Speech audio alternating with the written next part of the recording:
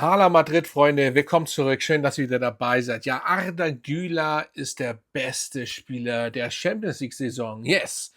Er kreierte 34 Chancen. Damit ist er besser als Dembele und Olise. Yes! Und obwohl das Champions League-Finale noch nicht mal gespielt worden ist. Ja, was habe ich gesagt? Ich sage es immer wieder. Und ihr müsst bedenken, dass in einer Mannschaft, die im Viertelfinale ausgeschieden ist, wir sind ja leider ausgeschieden im Viertelfinale, und bei diesem ganzen Chaos bei Real Madrid, so, und er hat ein Spiel, glaube ich glaube, verbessert mich bitte, schreibt mir in die Kommentare, er hat ein Spiel, glaube ich, durchgespielt. Da, wo ich noch gesagt habe, da hat er sich sogar bedankt vom Feld aus an Trainer. Das ist ein anderes Thema, da könnte ich jetzt auch was zu sagen. Und er ist einfach der beste Chancenkreierer. 34 Stück. Und was sagt uns das? Was sagt es? Das ist genau das, was ich schon die ganze Zeit sage oder bevor er zu Real Madrid gekommen ist. So schaut es aus. Arda Güler ist einfach der Beste.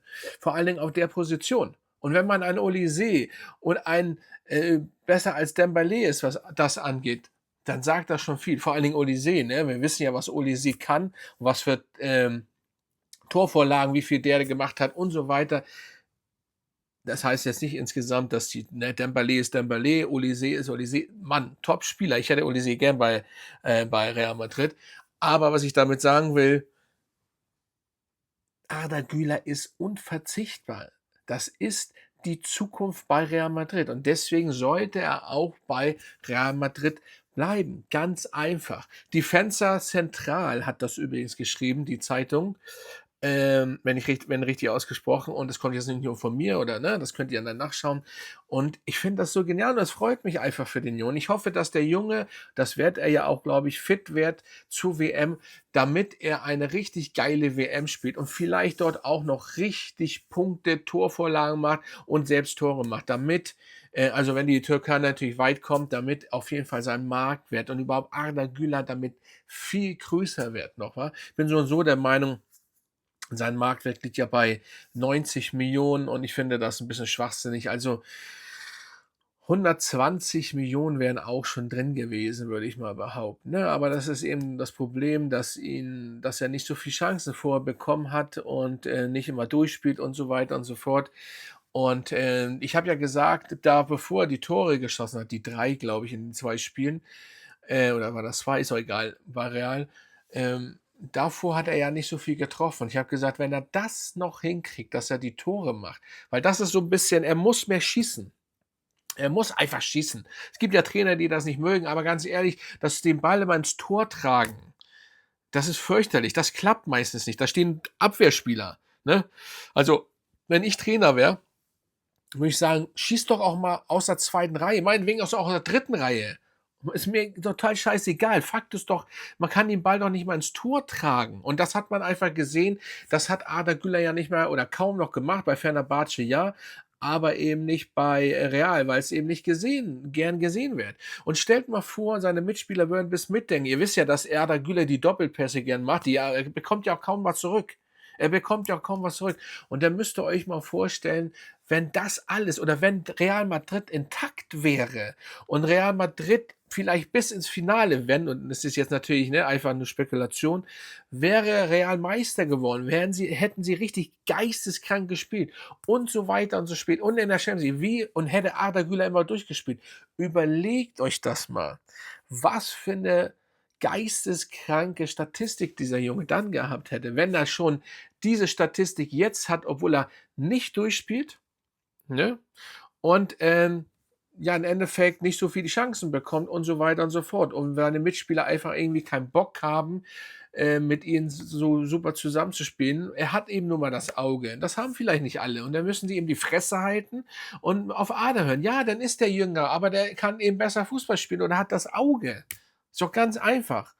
So, oder warum meckert ihr rum mit ihm? Weil es ein Türke ist und er darf nicht meckern oder was? Das sehe ich so oft. Ich habe mir angeguckt, Ausschnitte und so weiter, wo der Ball einfach nicht nach Arda gekommen ist. Er hat einen geilen Pass gemacht, ach man, ihr wisst das doch. Ich erzähle da. Vor allen Dingen meine Freunde, Grüße gerne aus in die Türkei, meine Freunde in der Türkei. Ihr wisst doch, von was ich rede.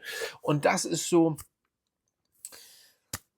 es ist schon wie gesagt, mich freut das und wenn Mourinho kommt, das ist jetzt 'n anderes Thema, das möchte ich jetzt nicht aufmachen, aber mal gucken, ob das denn alles ja, Mourinho und Arda Güler, ihr wisst ja, Mourinho war auch bei Fenerbahce und ja, ich bin gespannt, was da alles raus wird und, Mourinho ist natürlich 'n harter Hund und so weiter, auch nicht mehr ganz so wie früher, aber natürlich ist es the special one und ich bin gespannt, wenn er denn kommt. Ich bin der Meinung, dass Mourinho kommt.